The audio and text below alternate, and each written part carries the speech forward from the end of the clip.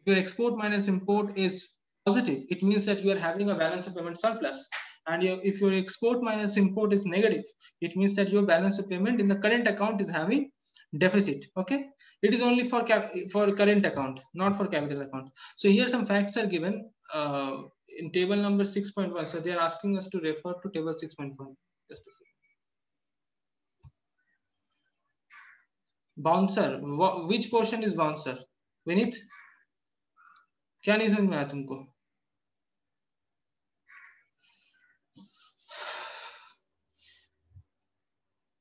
अभी जो बोले, okay, all right. So balance of payment surplus and balance of payment deficit. Now, when do you have a balance of payment surplus? In the balance of payment, basically we are writing the transaction in two forms. First is the inflow of money, that is the payment which we are receiving from the other country, and second is the outflow of money, that is the payment which we are making to the other countries. Now, when do you write in the balance in the book of records regarding the payment which you are receiving from the foreign country? It is when you have sold something to the foreign countries, then only you will receive, right? So it means that when you are writing against the export, it is called the inflow of money. And when you are writing against the imports, it means you are writing about the outflow of money. So if your inflow of money is more than the outflow of money, then you will say that you are having, or rather your economy is having a balance of payment surplus. And when the things are just opposite, when your outflow of money is more than your inflow of money, then you will say that your economy is having balance of payment deficit. In other words, if your export is greater than import, it means that you are having a balance of payment surplus. You are exporting more than importing.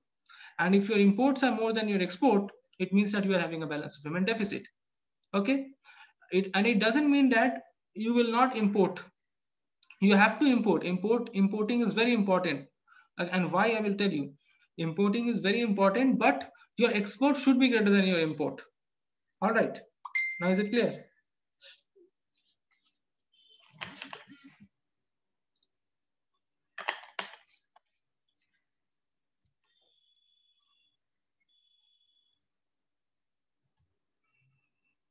Okay.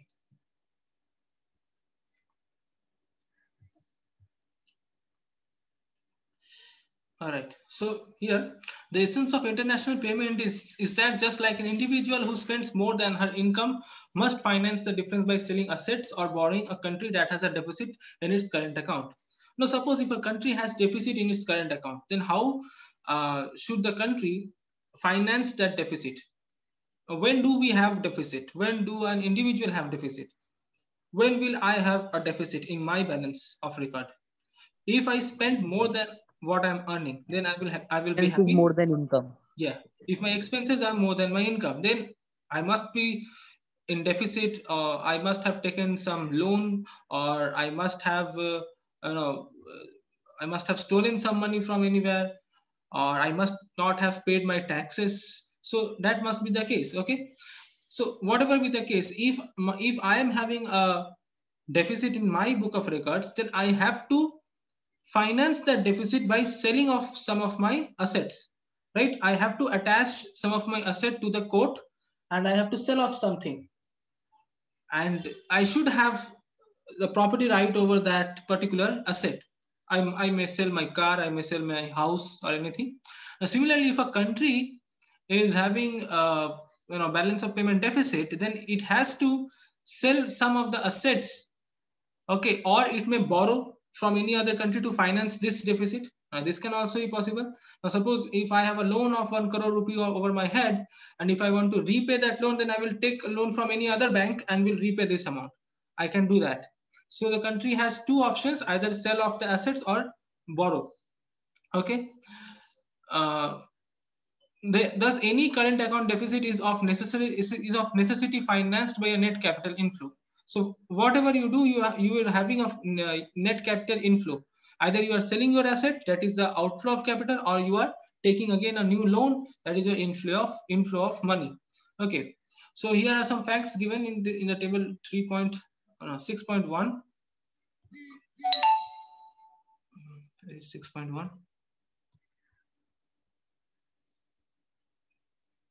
there is 6.1.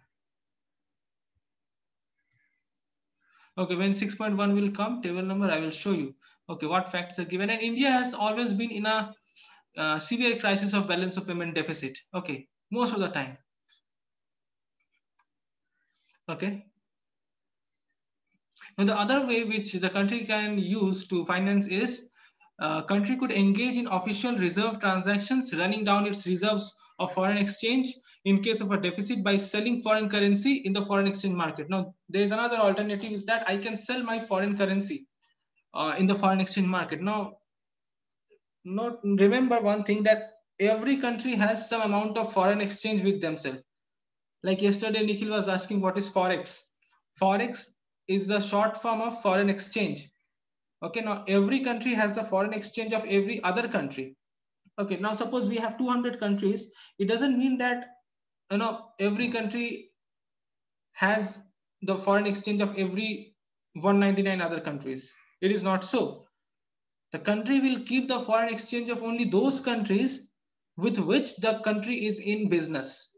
Okay, they will not keep, suppose if you're not doing any business with, say, Uganda, then you will not keep the currency of Uganda with yourself.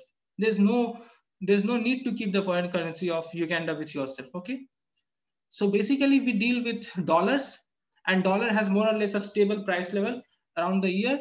So we keep a huge amount of dollar with ourselves, and we also keep huge amount of yen, huge amount of taka, huge amount of Australian dollars, huge amount of say dinar with ourselves, just to do the business with themselves. Okay, so when we are in financial deficit, when our book of records is not equilibrium, then we can sell some of our foreign exchange reserve and we can finance our deficit. Okay, and where will we sell our foreign exchange reserve? We have to sell it in the foreign exchange market. So for every transaction we have a separate market. If you want to sell bonds, then you have to sell it in the mutual fund market. If you want to sell the stocks, you have to sell it in the share market. If you want to sell goods and services, then you have to sell it in the goods and services market. If you want to sell foreign exchange, you have to sell it in the foreign exchange market. So we have specific markets for specific things which we offer to other countries. Okay, ये सब तो ports and airports रहता है ना, मतलब विनीत समझ में नहीं आया, ये सब तो ports and airports comma AI रहता है ना, मतलब में रहता है। पोर्ट्स क्या चीज पोर्ट से एक्सपोर्ट में रहता है, फॉरेन एक्सचेंज, या यू आर राइट, वहां पे भी रहता है, वहीं सिर्फ नहीं रहता है, वहां पे भी रहता है। When you are going to say US, तो वहां पे तुम अपना करेंसी को चेंज कर सकते हो। या यू आर राइट। बैंक्स के पास रहता है, जो बैंक फॉरेन एक्सचेंज में डील करता है उसके पास रहता है, या फिर कोई भी, जैसे तुम वो सब तुम एड्स देखते होगे, वो सब ऐप का, ग्रो ऐप और क्विक मनी, ये सारा एप्स में फॉरेन एक्सचेंज डील होता है। तुम उन सारे एप्स में फॉरेन एक्सचेंज करेंसी, जैसे तुम डॉलर्स खरीद सकते हो, फिर बाद में डॉलर्स बेच सकते हो। Okay, like suppose today dollar is 70 rupees, so you buy $3, and suppose tomorrow if the price of dollar boost up and it becomes at 2 rupees, you sell off the dollars, you earn 10 rupees per dollar. So that also you can do. And the same thing some countries do with your digital money, that is bitcoin. Like india को bitcoin पसंद नहीं है अभी, इसलिए India bitcoin में deal नहीं करता है, but several other countries do that. Now when bitcoin started, initially the cost of one bitcoin was around 3 rupees, 3 or 4 rupees back in 2010-11 जब बिटकॉइन आया था, तो बिटकॉइन का प्राइस बस 3 और 4 रुपये ऐसा कुछ। Now today each bitcoin costs 9 lakh रुपी, 9 लाख। तो जिस बंदे ने उस समय एक बिटकॉइन खरीदा होगा 3-4 रुपए में, उसका आज कीमत 9 लाख रुपए हो चुका होगा। सो वो फेसबुक में सब डालते रहते हैं, तो कमेंट्स के नीचे बिटकॉइन डालता है, बट इंडिया में बिटकॉइन अभी स्टार्ट नहीं हुआ है, इंडियन लोग बिटकॉइन नहीं यूज कर सकता अभी। Okay, so bitcoin is a digital currency, जिस तरह से डॉलर है, रुपी है, उस तरह से bitcoin. Okay, the same thing, but bitcoin का कोई ऑफिशियल अथॉरिटी नहीं है, इसलिए कुछ कंट्रीज इसको ऑपरेट नहीं करते। All right. Now we have okay. Now autonomous and accommodating transaction. International economic transactions are called autonomous when transactions are made independently of the state of the balance of payment. Okay.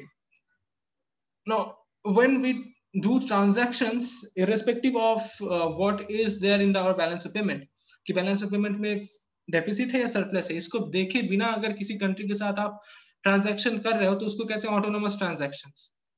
जैसे we used to sell tomatoes to Pakistan. So irrespective of the fact that whether we are having deficit or surplus, so that was autonomous transaction. Okay. The balance of payment is said to be in surplus if autonomous receipts are greater than autonomous payment. Okay. Now, similarly, we receive some sort of transaction from other countries in the form of autonomous transaction. दूसरे country भी हम लोग को कुछ sell करते हैं जो उनका autonomous transaction होता है, जो वो लोग अपना balance of payment देखे बिना sell करते हैं. Okay. Now, what is accommodating transaction? Accommodating transaction वो होता है जब हम लोग अपने balance of payment को surplus या deficit से निकालने के लिए यूज करते हैं. Of course, surplus से तो नहीं निकालते हम लोग, अगर deficit है तब उससे निकालते हैं हम लोग. तब हम लोग कहते हैं accommodating transaction. Suppose our balance of payment record is having a deficit of 100 crores.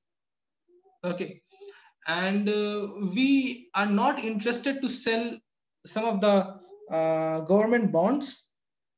Say we have a bond of LIC, bond worth of 100 crore.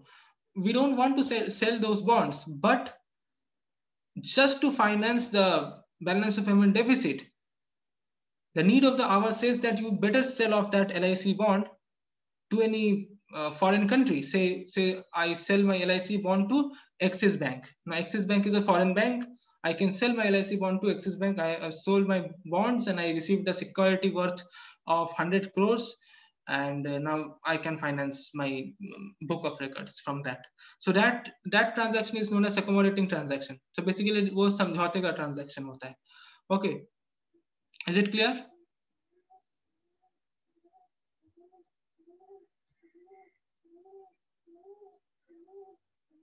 Is it clear? Others, Anisha, Gurpreet, Thea, Rohit, Vineet.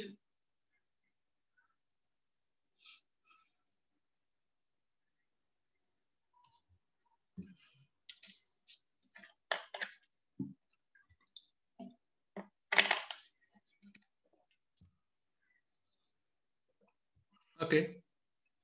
Now the foreign exchange market, the place where foreign exchanges are purchased and sold. Okay. So you can look at the image over here. Someone is offering a handful of a bundle with in return of some few dollars. So this is what foreign exchange means. So basically suppose क्या है कि तुम्हारे पास, तुम समझो foreign में काम करते हो, you earn in dollars and every time you come to India you have to change the dollars into the Indian currency because you cannot transact with dollars in India. No one will accept that sheet of paper as a form of legal tender. Okay, so it is necessary to convert them into Indian currency. Now there is a rate which is known as exchange rate, and exchange rate fluctuates. Okay, it fluctuates, it goes up and comes down in today's world. But few years ago, a few decades ago, our exchange rate used to be constant. It used to be fixed exchange rate.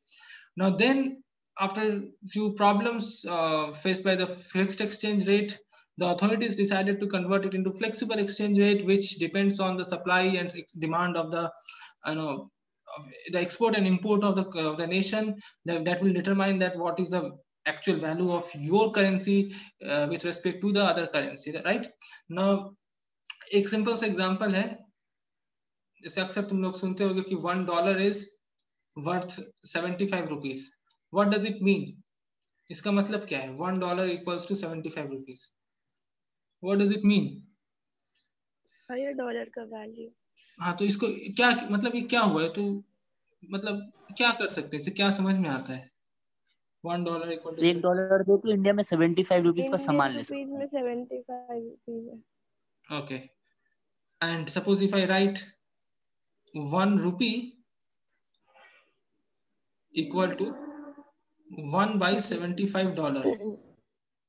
Suppose if I write like this, what does this mean?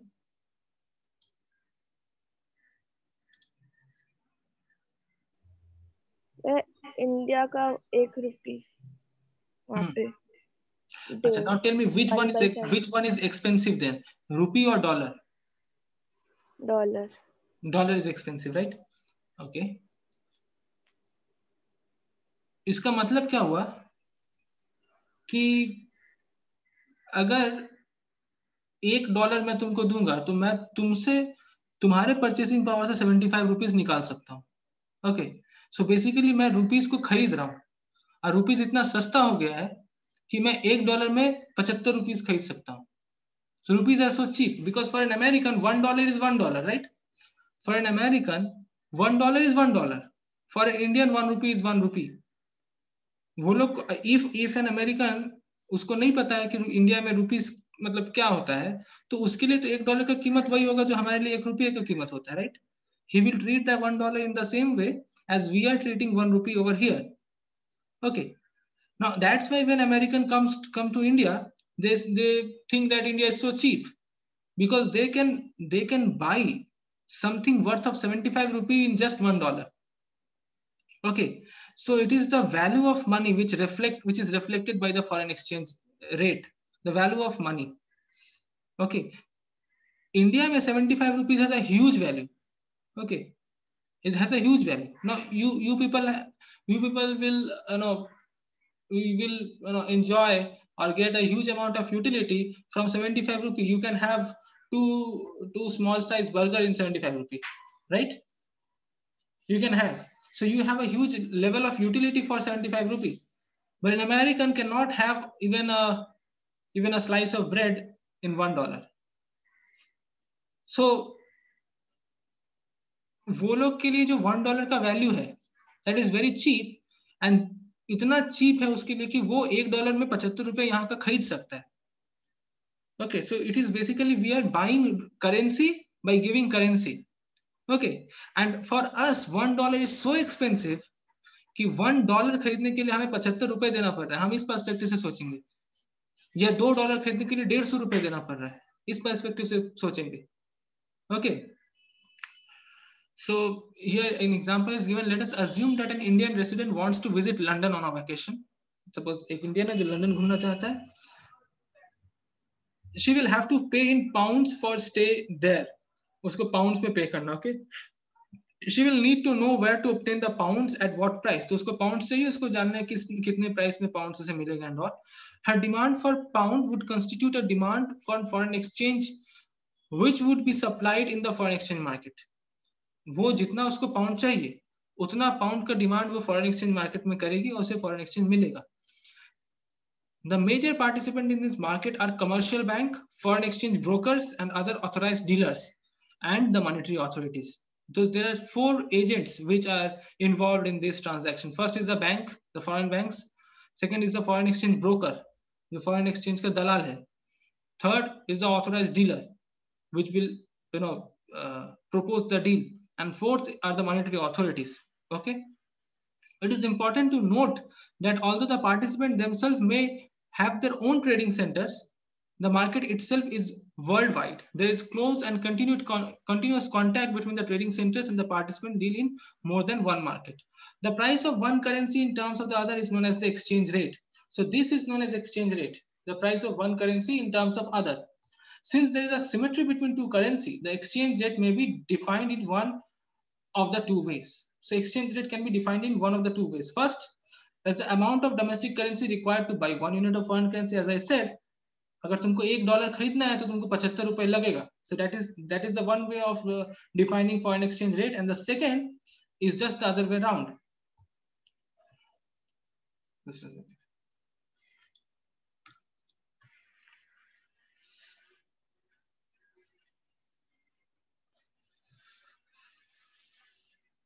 ₹50 that it cost 50 to buy $1. ये book पुराना है इसलिए 50 लिखा है इसमें. And second is the cost in foreign currency of purchasing 1 unit of domestic currency. और दूसरे form से सोचो कि $1 अगर मेरे पास हो तो मैं 75 रुपया का चीज खरीद सकता हूँ. The practice in economic literature however is used the formal definition. तो हम लोग बेसिकली जो पहला वाला डेफिनेशन है वो यूज करते हैं, but there is no such rule. Okay,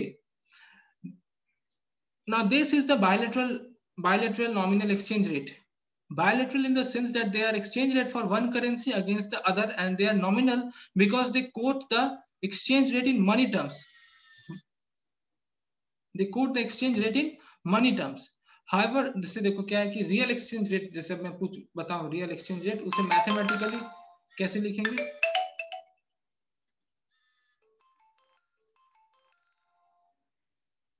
ये कौन कर रहा है?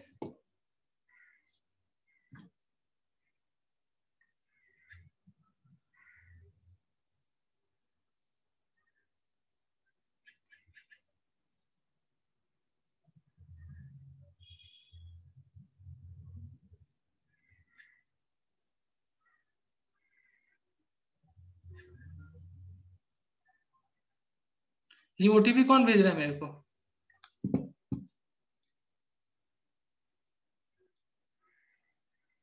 हाँ, किसने भेजा? सच सच बता दो, तुम लोग में से किसने भेजा है?